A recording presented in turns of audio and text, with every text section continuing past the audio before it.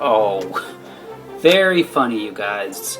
It's okay, I found them. They were in the Lazy Susan. Look, I told you guys that on Untitled Queen days after school you need to come right home, okay? We're running late. I must have to leave without you. Can you imagine if I showed up to Steve's without you, the audience? He would kill me. Now look, let's get in the car, we'll go to Steve's, we'll get a great movie recommendation for the week, and we'll talk about your hiding problem later. Oh, Johnny! An old queen at the movie! Johnny, I wanted to do a musical, so I decided to do a musical about movie making because it's Oscar time. So I chose 1952's Singin' in the Rain, directed by Stanley Donen and starring Gene Kelly, Donald O'Connor, Debbie Reynolds, and the incomparable Jean Hagen. Now, this movie is an homage to silent pictures and the transformation into talkies, and it concerns basically this love couple played by Gene Kelly and Jean Hagen, who are known as a romantic couple in silent movies. And when talkies come in, it turns out that he's got a great voice for talkies and she's got no voice for talkies. She kinda talks like this, you know, what do you think I am, dumb or something? She's hysterically funny. Lamont and Lockwood, they talk. Well, of course we talk. Don't everybody? They have to find somebody to dub her singing voice and her speaking voice, so they hire a young girl played by Debbie Reynolds to come in and do that. And with the help of Gene Kelly and his best hand, right hand guy, Donald O'Connor, they make her a big star. And basically, that's the plot. Now, Gene Kelly had wanted to do an homage to silent movies, and he and Stanley Donen had picked out all these old songs from the 20s and decided they sort of basically asked Comden and Green, who wrote the screenplay, to write a screenplay around them. And they did an amazing job. You were meant for me.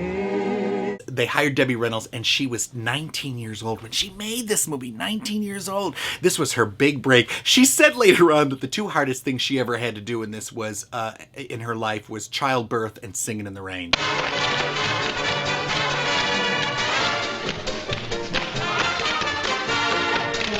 Because Gene Kelly was relentless. He was a perfectionist. He made her do things over and over and over and over, and he was not very nice to her, and he made her cry a lot. I want to see you again, on or off the screen.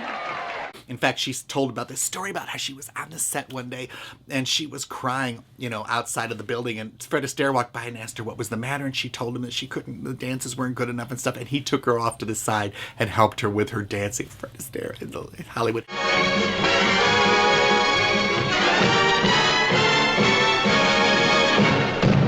Also in this movie is the amazing Donald O'Connor. Donald O'Connor had started out as a child star in vaudeville, and he was one of the most underrated. He was like Mickey Rooney. He was just a little genius. And in this movie, they give him, because he was really famous, like Gene Kelly, at acrobatic dancing, they give him this number called Make 'Em Laugh. And it is one of the great classic solo numbers in musicals. Make 'em laugh, make 'em laugh, make 'em laugh. You know, and he's juggling things, walking over couches.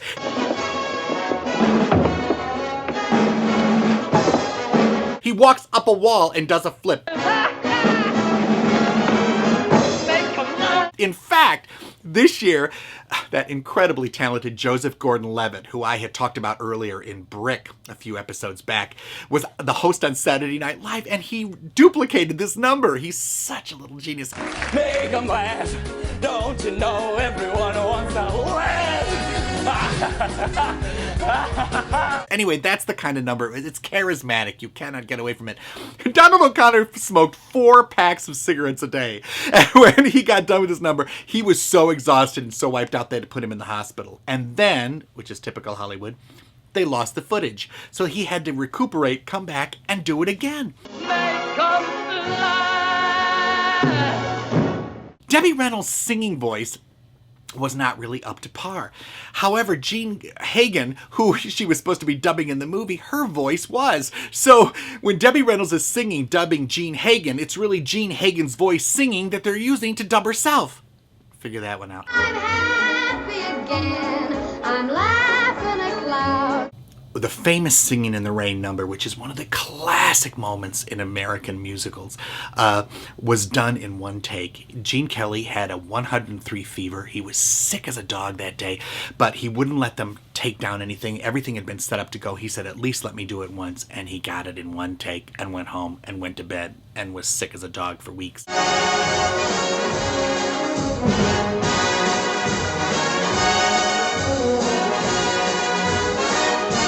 The thing, though, when Oscars always kind of ignore musicals for some reason, this movie should have won everything, and it was up for a few technical awards.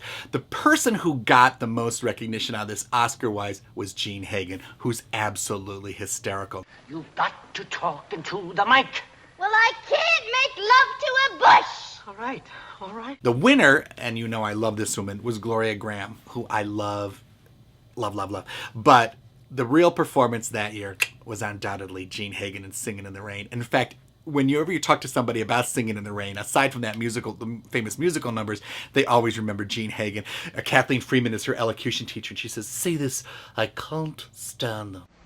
And I can't stand him. And I can't stand him. And I can't stand him. She just is right on, spot on comic timing.